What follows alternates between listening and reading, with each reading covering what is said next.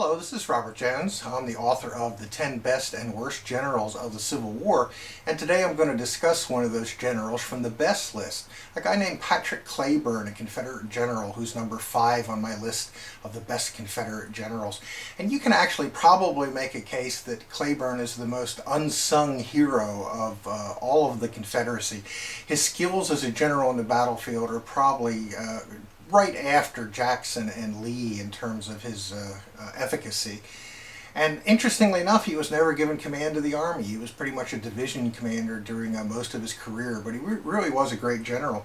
He's one of the few people in the Confederacy who served in the British Army, and he is sometimes referred to as the Stonewall Jackson of the West. Some of the battles that he fought in and what he was famous for we'll talk about next. The Battle of Stones River. His division routed the Union right on the infamous First Day. He also fought at Chickamauga, Chattanooga, and Missionary Ridge. Now at Chickamauga he launched the famous attack at dusk at the end of the First Day on the base of Snodgrass Hill, and pretty radically changed the configuration of the battlefield by the end of that First Day. At Missionary Ridge, he held off a vastly superior force under William Tecumseh Sherman. 1863, at the Battle of Ringgold Gap, which some people consider to be his finest moment, Cleburne defended that gap for 5 hours, allowing Braxton Bragg's Army of Tennessee to retreat successfully to Tunnel Hill. Cleburne and his troops were cited by a joint resolution of the Confederate Congress for their defense of Ringgold Gap. Now this next slide here on the left side, you see a drawing from 1863 of the actual Battle of Ringgold Gap. You might be able to see a depot that's sort of in the background in that drawing. On the right side is what that depot looks like today, which still stands in downtown Ringgold. You'll notice that the stone on the right at the top is a slightly different color than it is on the bottom. That's because as a result of the Battle of Ringgold Gap, the roof and the top of that depot was destroyed, and it was later rebuilt with stone of a different color.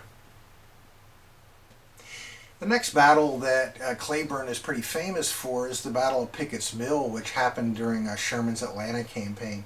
May 27, 1864, Cleburne defeated a much larger federal force. The Federals had about 14,000, the Confederates had about 10,000.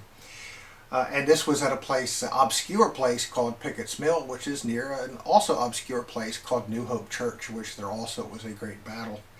And these battles happened at the point where Sherman decided to leave his supply line in the Western Atlantic and strike out west toward Dallas. And one of the reasons he did that is because he was very familiar with Allatoona Pass, and he decided that was too heavily defended to do a head-on attack.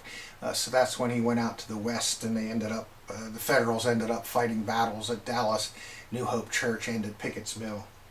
Well, at Pickets Mill itself, Cleburne picked the perfect point on the battlefield to station his men. They dug in at the top of a steep ravine. The Federals assaulted several times, going deep into the ravine and then trying to fight uphill, and it was pretty much a disaster. One of the assaults even occurred at night. The Federals retreated in disarray. They lost 1,600 men to only 400 for the Confederates, so that's a 4-to-1 casualty ratio. Pickets Mill was such an ignominious loss for Sherman that he didn't mention it in his memoirs. Now, we should mention that Sherman wasn't present on the battlefield. He didn't lead the troops against Cleburne. But that doesn't take away from the pretty amazing accomplishment of Cleburne at Pickets Mill. Another battle from the Atlanta campaign that Cleburne is well known for, June 1864, at the Battle of Kennesaw Mountain, Cleburne and Benjamin Cheatham held off George Thomas after repeated attacks on what later became known as Cheatham Hill. At the Battle of Jonesboro, Cleburne's dug-in forces held off a vastly superior Federal force for several hours. So you can see as we go through some of these battles that Cleburne was known not just for offense, but also for his impressive defensive operations during the war. In 1864, Cleburne had proposed to the Army of Tennessee that the South consider emancipating the slaves and then have them fight with the Confederate Army. He wasn't the only person to consider arming the slaves and putting them into the Army.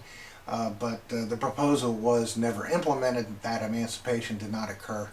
until after the war with the 13th Amendment. So that's our look today at Patrick Cleburne, a pretty amazing soldier, fought in the West, never was a commander of armies, so those two things are probably against him in terms of being well known with the general public. Those two things being he fought in the West, not in Virginia, and he was never actually commander of an army.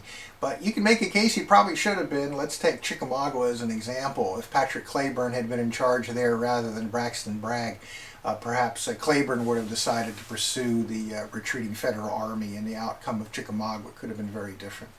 Thank you for listening today, and we'll do another one of these soon. Take care.